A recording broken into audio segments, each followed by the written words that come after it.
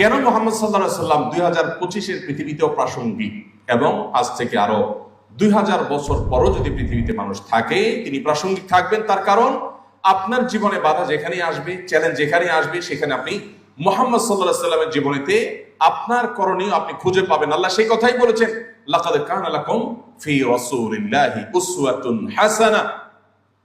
আজ আমরা বাংলাদেশে মানুষ হিসাবে আমরা যে সমস্ত সংকট, যে সমস্ত সমস্যার মুখোমুখি, আপনি প্রতিটি সমস্যা, প্রতিটি সংকটকে মুহাম্মদ সাল্লাল্লাহু আলাইহি সাল্লামের আদর্শের কষ্টি পাথর দিয়ে আপনি সমাধানের পথ আপনি আবিষ্কার করতে পারবেন, খুঁজতে পারবেন।